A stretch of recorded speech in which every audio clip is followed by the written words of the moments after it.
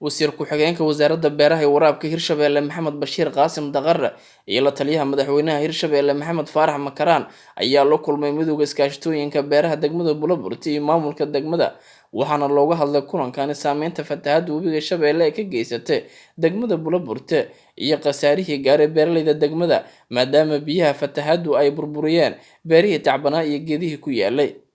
waa kuwan qaar ka mid ah midowga iskaashatooyinka beeraha degmada Buloburti oo sharaxaya khasaarihii laga dhaxlay fatahaadda warbixin gaaban markaan micnaha ka bixiyo fatahaadda micnaha dib weyn ay geysatay alxamdulillah sida laakiin balweyne muxuu ahay manihin warbixinaha anaga maamulku uu soo gudbinay wixii muxuu ahay fatahaadda madaxda oo sara muxuu ahay oo beeraha qaabilsan oo anaga naga sareyso oo hadda muxuu ahay nala joogta iyada xitaa muxuu ahay u gudbinay marka waxaa kamid ah warbixinada aan gudbinay ilaa uu yaraan 55 tuulo oo wixii ku yaalo dhan muxuu ahay webigaas biyahaas micna ay ku tageen markaan qiyaasnay hektar ahaan markaan qiyaasnay ilaa adiga 3000 oo muxuu ahay oo hektar aan muxuu ahay ku qiyaasnay waxaan ognahay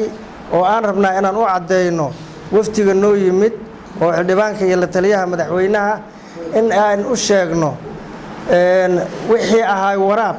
oo webiga la teedsanay degmada Buloburti 90%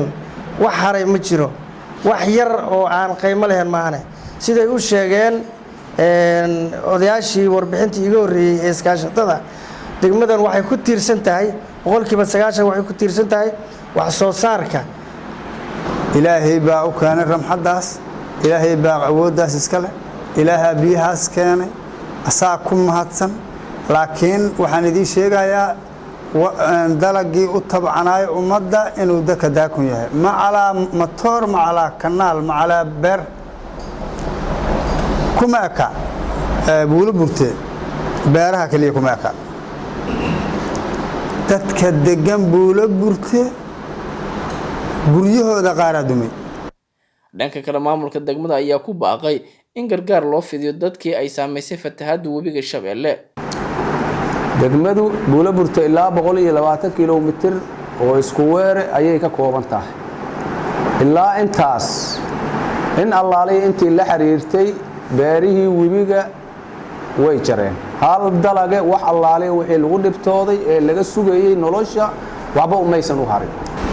degmada Buloburti waxa hadda waqti xaadirka u baahan tahay gargaar dhinacyo walba ah oo kala duwan hadii dhinaca beeraha ay noqon lahayd hadii dhinaca ceelashii oo markaas biyo baxadi gashay oo isla markaas jeermis galeen dawadii lagu shubilay noqon lahayd hadii markana ay noqon lahayd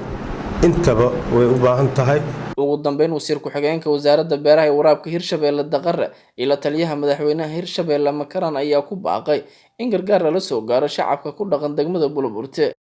shalay daraad waxaan soo fiirinay xaafado kamida magaalada oo biyo fatahaaddu ay soo galeen indhahaygaan ku soo aragnay maantana waxa ilaahay mahadiisa in iskaashatooyinka ka dhageysano sida ay u saameynta u yeeleen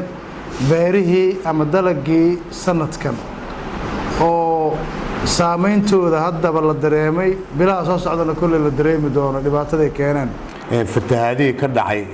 degmooyinka webiga Shabeelle oo maro ee Hirshabelle waxyaalo badan ayuu gaarsiiyay beledweyne Buloburti Jalalaqsi Mahadaay Jowhar iyo Balcad magaalada aan joogno ee Buloburti ah waa magaalo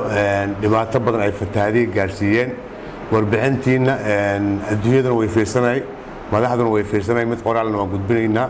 waxaan ku beerinaa shacabka degmada Buloburti wax khilaaf oo hadda bulsho oo ka dhaxeeya male waxyaabahii jirana mid afkar lagu dhamaynayo waaye waxa kaliya ay u baahan yihiin in gargaar degdeg ah laga soo gaaro degmada Buloburti waxay ka mid tahay degmooyinka gobolka Hiiraan oo maro webiga Shabeelle waxaana ku fatahay webiga Shabeelle isla markaana saameyn ku reebay dadkii ku noolaa walina wax gargaar ah soo ma gaarin Cabsalaan Maxamed Ibrahim Cabsalaan Habi RTN degmada Buloburti